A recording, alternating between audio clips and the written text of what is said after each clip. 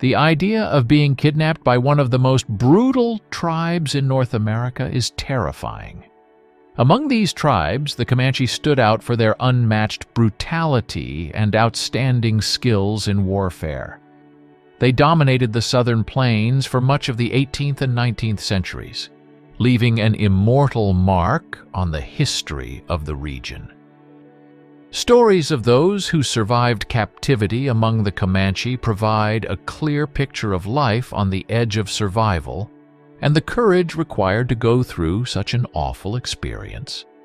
Nelson Lee, a man who was kidnapped by the Comanche in 1855 and survived 3 terrifying years in captivation, is one example of this. Lee's story, combined with the deeper history and culture of the Comanche, offers a fascinating story of human strength and the uncompromising nature of the tribe. To understand the full impact of Lee's imprisonment and the significance of his escape, it's important to dig into the history and lifestyle of the Comanche.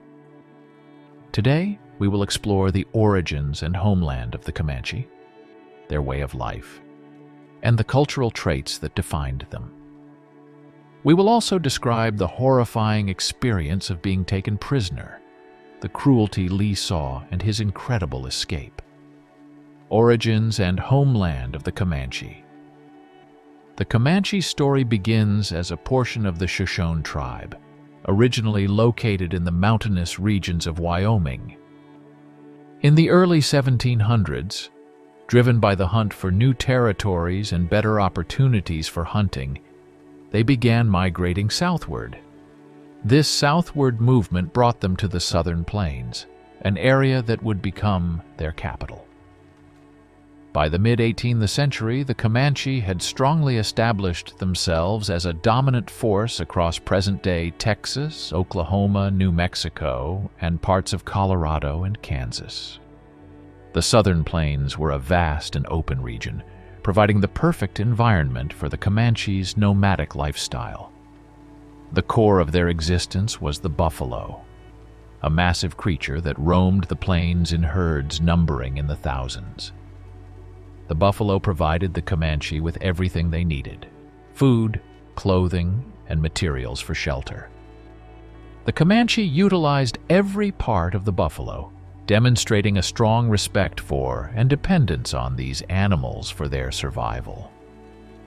Buffalo meat was their primary food source, while their skins were used to make clothing, shelter, and other essential items. Bones and muscles were transformed into tools and weapons, making sure that nothing went to waste. As nomads, the Comanches constantly moved in search of food and resources. Their lives were closely dependent on the seasonal migrations of the buffalo, which guided their movements across the plains. This constant movement required adaptability and resourcefulness. The Comanche developed portable homes known as teepees, which could be quickly assembled and disassembled to suit their traveling lifestyle. They also became expert horsemen, acquiring horses through trade and raids. Horses revolutionized their way of life, enhancing their mobility, hunting efficiency, and effectiveness in warfare. The Comanche's migration and adaptation to the southern plains marked a significant shift in their culture and way of life. Their mastery of the environment and its resources allowed them to survive as one of the most powerful and influential tribes in North America. Their deep connection to the land and the buffalo shaped their identity and guaranteed their dominance over the vast territories they controlled. The Comanche were a powerful tribe with several unique characteristics that set them apart from others. Their excellent horsemanship earned them the title Lords of the Plains, demonstrating their unmatched skills in riding and breeding horses. After the Spanish introduced horses to North America, the Comanche quickly adopted them, transforming their way of life. They became expert riders and fighters on horseback, which gave them a significant advantage in both battle and hunting. Their ability to perform difficult operations on horseback, such as shooting arrows with precision while riding at full speed, made them feared warriors and efficient buffalo hunters. Their warrior culture was marked by brutal warfare tactics. Raiding was fundamental to their lifestyle, and they frequently attacked settlements, rival tribes, and Mexican villages. These raids were quick and deadly, often done under the cover of night, leaving a path of destruction and fear. The Comanche targeted not just resources but also horses, captives, and goods, which they used to maintain their tribe and their dominance over the region. The element of surprise in their attacks, combined with their tactical expertise, made their raids extremely effective. A particularly famous part of the Comanche was their treatment of captives. They were famous for performing severe torture using methods designed to create fear and establish dominance. Captives could expect continuous physical pain and psychological suffering. Common methods included scalping, burning, and mutilation. One particularly brutal practice was running the gauntlet, where captives were forced to run between two lines of Comanche warriors who would beat them with sticks and bats, often resulting in severe injury or death. This reputation for brutality was a powerful psychological weapon, making sure that the Comanche were both feared and respected by their enemies. Nelson Lee, Captivity and Survival.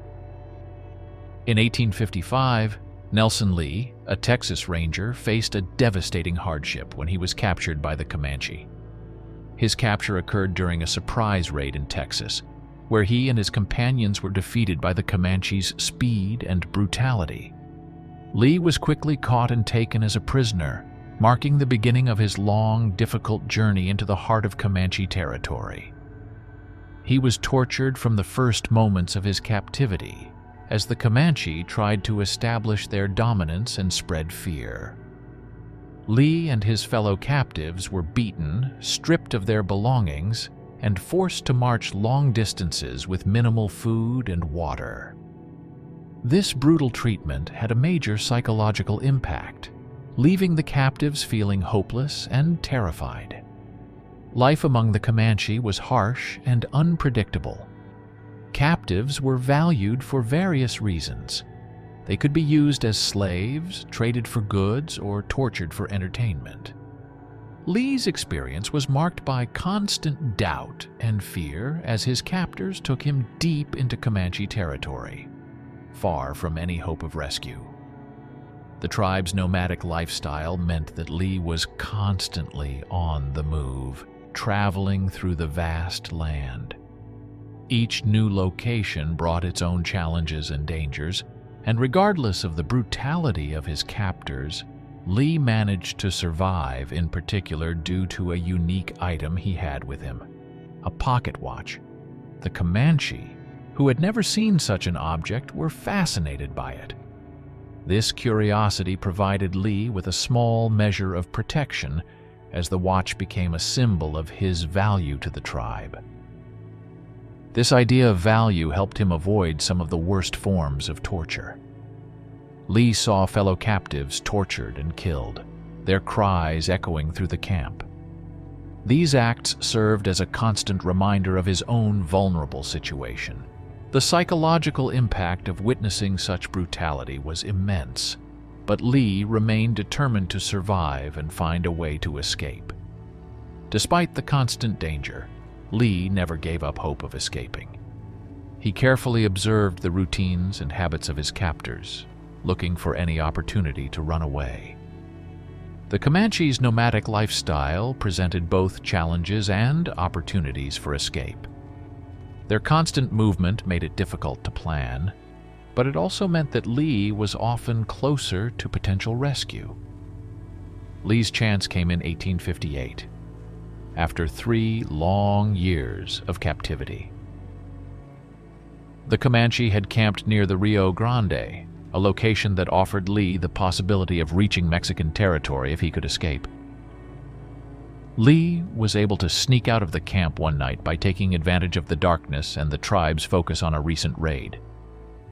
the escape was filled with danger.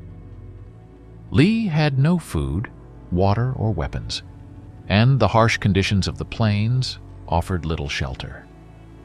He traveled by night, hiding during the day to avoid detection by the Comanche. The journey was difficult, testing his physical and mental strength to the limit. After several days of exhausting travel, Lee encountered a group of Mexicans who were able to help him. They provided him with food, water, and shelter, allowing him to recover from his horrific experience. Despite the trauma, Lee was able to share his story, writing a book that detailed his captivity and escape. Lee's story is not just a tale of survival, but also a testament to the power of the human spirit.